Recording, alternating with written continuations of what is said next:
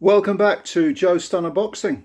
I'm Joe Stunner, and before we go any further, this is a new channel. I only started it yesterday, new boxing channel. I want to say a big thank you to G-Man, who has his own excellent boxing channel. If you like boxing, go see G-Man Boxing. His channel is fantastic, and I know some of you have come to this channel through G-Man. He very kindly gave me a shout out and put a link in one of his videos. So some of you have joined. If you've subscribed, thank you so much. Brilliant. This channel is literally 24 hours old, so I'm trying to build it up. Yeah, if you're new, subscribe, share the content, hit the like button. Any support you can give me is truly, truly appreciated. I'll obviously remember all of you in my will. There won't be anything in the will, but it's the thought that counts, isn't it? We know that, yeah. All right, so what am I going to talk about today? Well, I was thinking earlier today, actually, because I'm off sick, actually, I'm off work sick, so I've got a lot of time to think, and I was thinking about live boxing, and I've been going to live boxing for probably just over 40 years, on and off. But of course, recently we had the COVID hysteria and all the lockdown and all that stuff. And none of us could see any live boxing. Everything was behind closed doors. That's thankfully ending, which is really good. So you've got, Fight Zone do a lot of domestic small hall shows on their channel, and you can go to them for a very modest price. We had the AJ Usyk event, which I didn't go to it, but I hear it was fantastic.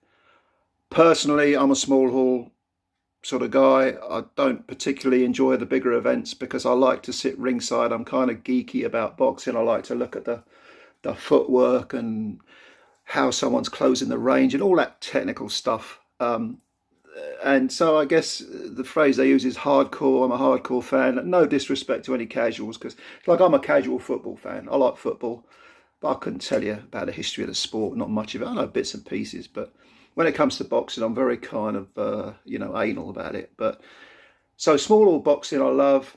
Most of my experiences have been in small hall boxing, but I was thinking about the effect that boxing has had on my life, and I wanted to share a couple of anecdotes with you based on live experiences, because there are two that sprang to mind, and I think that one of them is sort of a humorous anecdote. The other is a more serious issue, and that kind of illustrates what sometimes we as fans forget what fighters go through and what the reality of being a fighter is.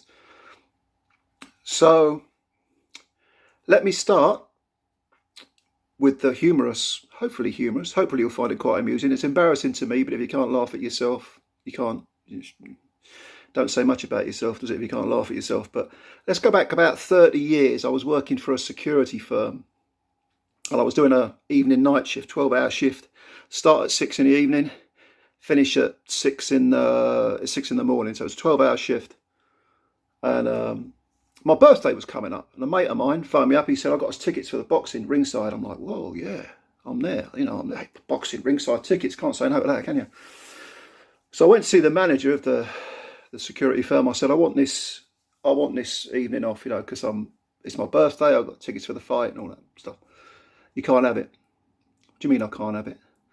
You can't have it. We ain't got enough staff. I said, come on, man, it's my birthday. He wouldn't have it. He wouldn't wear it. So I did what any sane person does. I rang in sick, and I went to the boxing with my friend, because it's boxing, isn't it? We're all boxing fanatics, I can even remember the event vividly. It was a British featherweight title fight between Shaun Murphy and I think it was John Doherty. I could be wrong about this. I think it was John Doherty.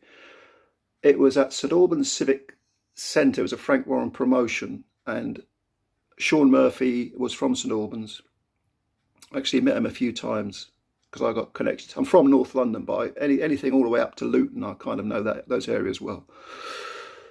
Some of you may know Shaun Murphy as, I think he was AJ's first trainer, and he's still part of AJ's team. There's a really fantastic video where AJ goes to meet Shaun and gives him a BMW, I think it is. It's got Shaun's name on it, and it just as a thank you for, Nice little video. Check it out on YouTube. But anyway, I went to this fight. Sean Murphy, I think it was John Doherty, and if I remember rightly, Colin McMillan, who went on to win the WBO featherweight title, he was on the undercard, or he was there because I met him.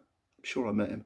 Anyway, so I went there, I had a good time. Following day, I go to work, and the manager says, "I want to see you in the office." All right. So I went into the office. He said, "You feeling better, are you?" I said, yeah, I'm all right, thank you, yeah.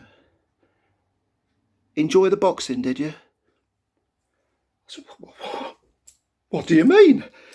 He said, "You were on the telly." Now, if you're old enough to remember, in the 90s, I think it was Tuesdays or Wednesdays, they'd show, on ITV, they'd show the Frank Warren cards. Tuesday night boxing or something, I don't know what the hell it was called. ITV it was on. And bold as brass, there was me and my mate sitting ringside, so I was nicked. I couldn't say nothing about it. I was like, yeah, all right, you got me. I got a written warning or something. He said, "If you do that again, I'll sack you." All right, whatever. Didn't like the job anyway, so anyway, fast forward to another little incident that's sort of connected to it. The rematch for the Nigel Benn, Chris Eubank war that occurred. I mean, if you follow boxing, you'll know that their first fight, Chris Eubank, Nigel Benn, was brilliant. It was one of the great British fights of the 90s. It was 1990, wasn't it? Well, the rematch took a few years. And I bunked off work again. Not to go to the fight, but I bunked off work to do something unrelated to boxing. And it just so happens I was in London. I was in that particular part of London, and in the Strand, at one of the hotels in the Strand, they were holding the press conference for the rematch. So I was like, I'll go to that. Ben turns up in his Porsche. Eubank turns up on a Harley Davidson. I mean, you know, I remember he had Jod Pazan and a sleeveless brownish sort of, I don't know what the hell it's called, vest. I don't even know how you describe what he wears, but you know what I mean. So they're both there. They do the face-off, and then they do the press conference. They did the face-off, by the way, or they posed for photos by Eubank's Harley.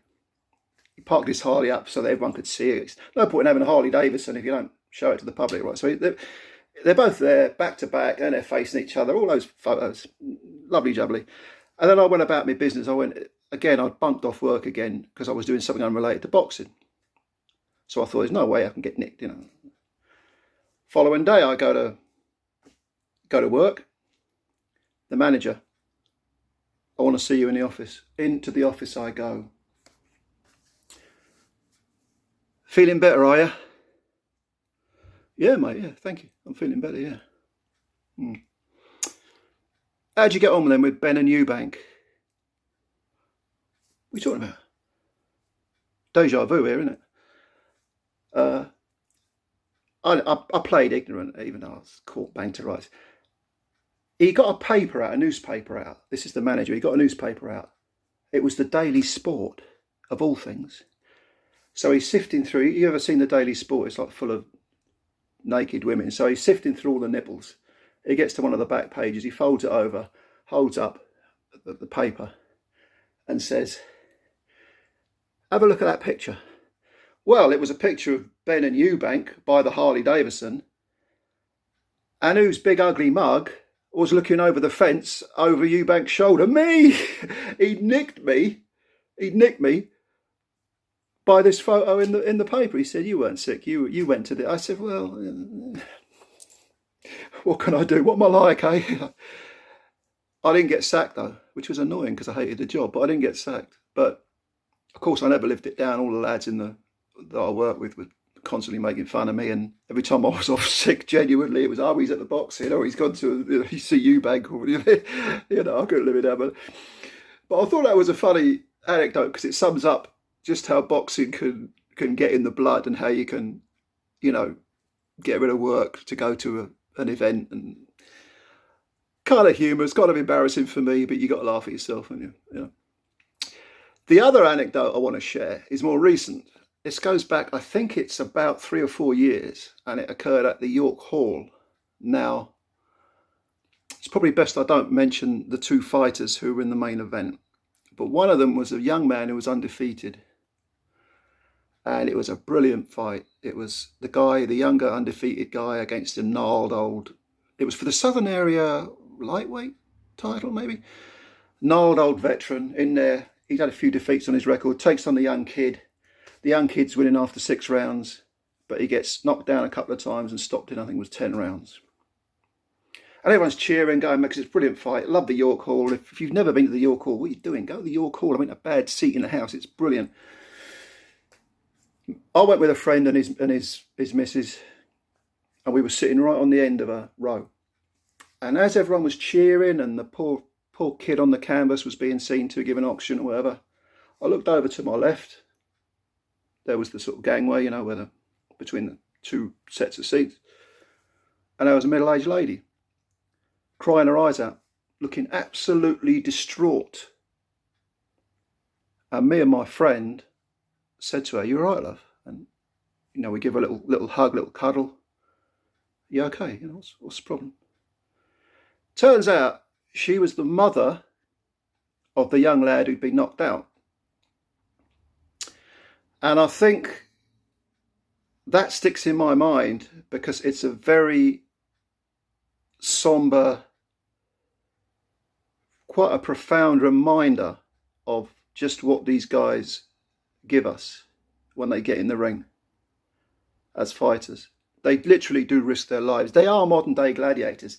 This young kid who'd been knocked out fought his heart out for a Southern Area belt and had been knocked out, and his mum was watching him. That's the kid she gave birth to, and she's standing there watching her, one of her kids getting the 7 shades knocked out of him. For all she knew, he could be dead. He wasn't. He was fine. Thank heavens. But I think that highlights something that we need to remember about fighters, about boxers, the importance of what they give us for what is, when all is said and done, entertainment, and also the effects on their families and their loved ones.